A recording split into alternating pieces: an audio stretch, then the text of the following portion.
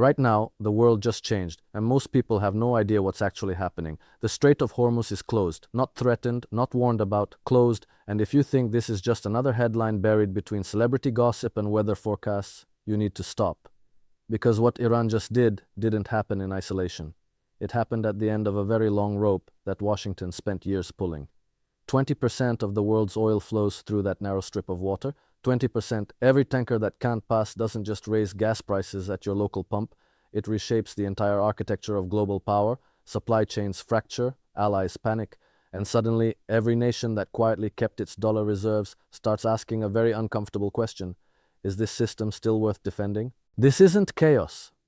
This is a calculated move, one that's been years in the making, and the Western press, predictably, is telling you almost none of what you need to know. So let's talk about what's really going on. To understand why Iran closed the Strait of Hormuz, you have to go back further than the headlines are willing to take you. You have to go back to a pattern of pressure, provocation, and deliberate economic strangulation that has been applied to Iran for decades. Because here's what they don't tell you on CNN or Fox News. Nations don't make moves like this out of nowhere. Nations make moves like this when they've exhausted every other option, when the walls are closing in, and when they calculate that doing nothing is actually more dangerous than doing something dramatic. And that's exactly where Iran found itself. Let's start with the sanctions. The United States has had sanctions on Iran in various forms since 1979. But what happened in the last decade or so was something qualitatively different. It wasn't just sanctions anymore, it was a total economic siege. Iran was cut off from the SWIFT banking system, which is the backbone of international financial transactions. Iranian oil exports were strangled down to a trickle. Iranian assets were frozen abroad. And ordinary Iranian citizens, not the government, not the Revolutionary Guard, but ordinary people, paid the price with skyrocketing inflation, medicine shortages, and a collapsing currency. Now ask yourself honestly, what would you expect a nation to do under those conditions? Because history tells us very clearly that when you push a country to the wall, it doesn't quietly disappear, it pushes back, and sometimes it pushes back hard. But the sanctions were only one layer of this pressure. There was also the systematic assassination campaign. Let's call it what it is. Iranian nuclear scientists were murdered on Iranian soil. General Qasem Soleimani, one of the most senior military commanders of a sovereign nation, was killed in a drone strike ordered by the United States while he was traveling on a diplomatic mission. Think about that for a moment. Imagine if Iran had assassinated a 4-star American general at an airport in Mexico City. What would Washington's response have been? We all know the answer. The response would have been immediate, overwhelming, and the entire Western press would have described it as completely justified. But when America does it, we're told it was a necessary act of counterterrorism. The double standard is so enormous that you almost have to admire the brazenness of it. And then there were the proxy conflicts. Iran has been fighting, or rather being forced to fight, through proxies across the entire Middle East region. In Yemen, in Syria, in Iraq, in Lebanon. Every one of those theaters was, at its core, a battlefield where Iranian influence was being contested, rolled back, or outright destroyed by a combination of American military power, Gulf state money, and Israeli intelligence operations. The Houthis in Yemen, whatever you think of them, are not simply Iranian puppets. They are a genuine indigenous movement with their own grievances and their own objectives. But because they received weapons and training from Iran, the entire Western narrative collapsed them into a single story. Iran bad, Iranian proxies bad, everything Iran touches is destabilizing. Meanwhile, the Saudi-led coalition, backed by American bombs, American refueling aircraft, and American diplomatic cover, was conducting one of the most devastating military campaigns against the civilian population in recent memory, but that part of the story got a lot less airtime. So here we are. Iran has been sanctioned, isolated, assassinated, and surrounded, and then something shifts in the regional equation, something that makes Tehran calculate that the strategic cost of inaction now exceeds the strategic cost of action, and they close the strait. Now, what exactly triggers that final decision is something we'll get into in a moment. But first, let's understand what closing the Strait of Hormuz actually means in concrete, physical, economic terms, because I think most people have no real sense of the magnitude of what just happened. The Strait of Hormuz is roughly 21 miles wide at its narrowest point, 21 miles, that's it. And through that 21-mile gap passes somewhere between 17 and 21 million barrels of oil every single day. To put that in perspective, that's roughly the equivalent of about 20% of all the oil traded globally. It carries liquefied natural gas that heats homes and powers factories across Europe and Asia. It carries the economic lifeblood of Saudi Arabia, the UAE, Kuwait, Iraq, and Qatar. Every one of those countries depends on the strait being open to export their resources and earn the revenues that keep their governments functioning and their populations fed. The moment that strait closes, you have a global supply shock that makes the 1973 Arab oil embargo look like a minor inconvenience. Oil prices don't just rise, they spike. And when oil spikes, everything else follows. Transportation costs explode, food prices surge because food is produced, packaged, and delivered using energy at every single stage. Petrochemical inputs that go into plastics, fertilizers, pharmaceuticals, all of that becomes dramatically more expensive overnight, and then you get the secondary financial effects. Stock markets plunge because investors understand that rising energy costs are a direct headwind to corporate earnings and economic growth. Central banks face a nightmare scenario where they are simultaneously dealing with inflation from energy costs and an economic slowdown from reduced consumer spending and corporate investment. It is, in the truest sense, a systemic shock. And here's where it gets particularly interesting from a geopolitical standpoint, because the countries that are most immediately hurt by the closure of the Strait of Hormuz are not actually the United States and Europe in the first instance. America has dramatically reduced its dependence on Middle Eastern oil over the last 15 years, thanks to the shale revolution. Europe has been working, chaotically and painfully, but working, to diversify its energy supplies since the Ukraine conflict began. The countries that are most immediately and catastrophically exposed to a closure of the strait are Japan, South Korea, China, and India. These are the major Asian economies that are heavily dependent on Gulf oil transiting through Hormuz every single day. And that creates a fascinating and deeply complex diplomatic situation because several of those countries, particularly China and India, have been carefully cultivating relationships with Iran and positioning themselves as alternatives to the Western-led international order. So what does Beijing do when the strait closes? China has been Iran's economic lifeline during the sanctions period, buying Iranian oil at a discount, providing Chinese goods and investment in return. China also has the world's largest navy in terms of hull count and has been steadily expanding its military reach into the Indian Ocean region. Does China push for a negotiated reopening?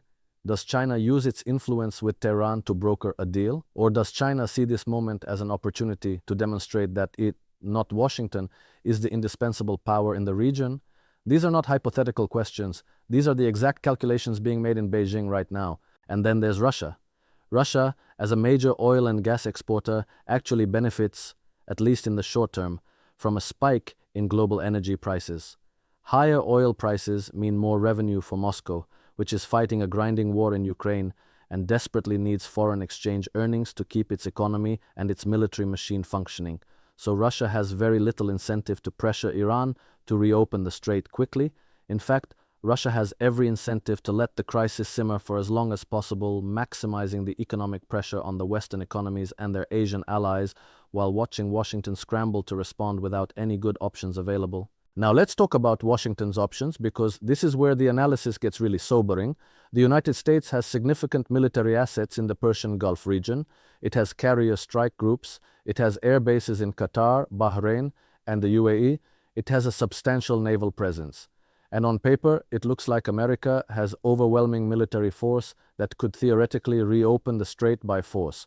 But the operational reality is much more complicated than that. Iran has spent years, decades actually, preparing specifically for the scenario of American military action against it. The Iranian military doctrine for defending the strait and responding to American force is not a conventional military doctrine.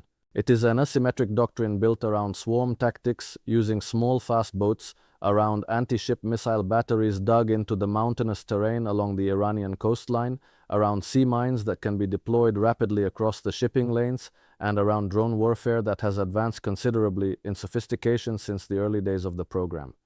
Any American military operation to forcibly reopen the strait would face a level of resistance and potential loss of assets, including major naval vessels, that Washington has not had to contemplate seriously in a very long time.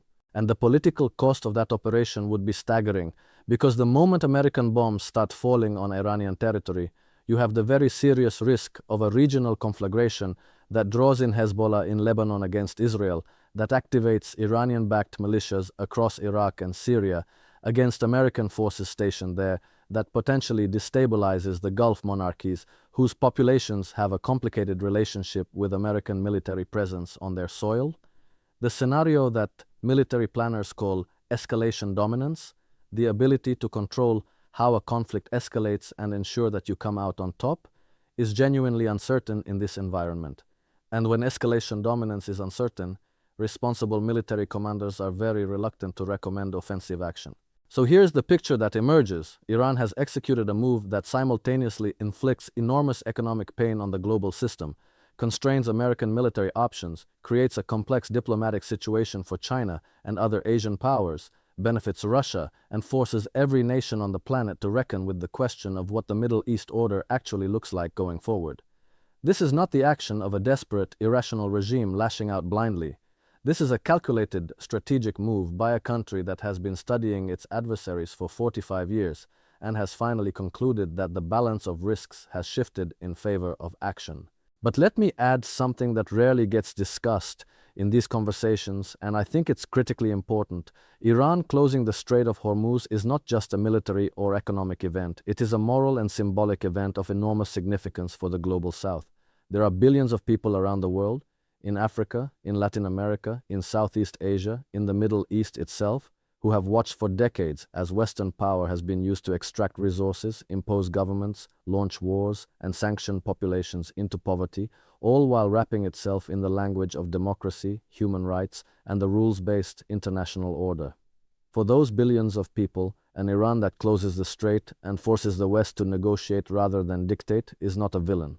It is, however, uncomfortably a symbol that the imperial momentum can be checked, that there are still nations willing to pay a price to maintain their sovereignty and their right to exist outside the Western-defined system. Now, I want to be careful here because I'm not romanticizing Iran's government. The Islamic Republic has a deeply troubling record on human rights, on the treatment of women and minorities, on political repression. These things are real and they matter, but they are completely separate from the question of whether Iran has been subjected to a campaign of economic warfare and political pressure that would have pushed any government, democratic, authoritarian, or anything in between, toward an extreme response.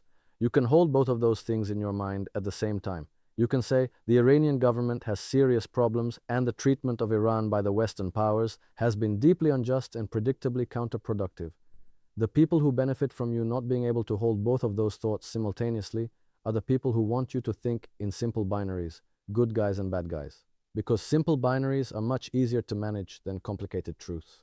And the complicated truth right now is this: we are watching the old order strain under pressures that have been building for a very long time. The unipolar moment, that period after the Cold War when American power was so overwhelming that no nation or combination of nations could seriously challenge it, is over.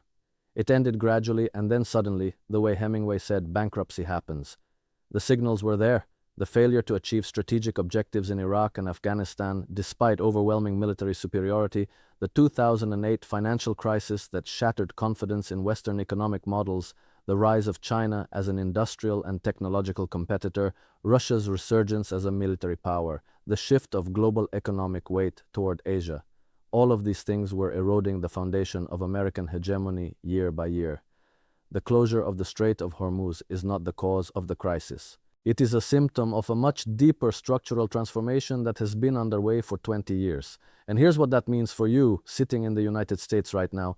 Your government is going to come to you with a narrative about this crisis, and that narrative is going to center on Iranian aggression, Iranian lawlessness, Iranian threats to the global order. And there will be calls for a strong response, for military action, for more sanctions, for more pressure. And you are going to have to make a decision about whether you believe that narrative, about whether the framework being offered to you actually explains what you're seeing, or whether it leaves out everything important and asks you to react based on incomplete information. Because decisions made on incomplete information, especially decisions about war and military action, have a way of creating consequences that last for generations. The Strait of Hormuz is closed. And the question isn't just what Iran did, the question is what comes next. and whether the people making those decisions on your behalf actually understand how the world works, or whether they're operating from a 40-year-old playbook in a world that has fundamentally changed around them. That is the question you should be asking, and you should be demanding an answer.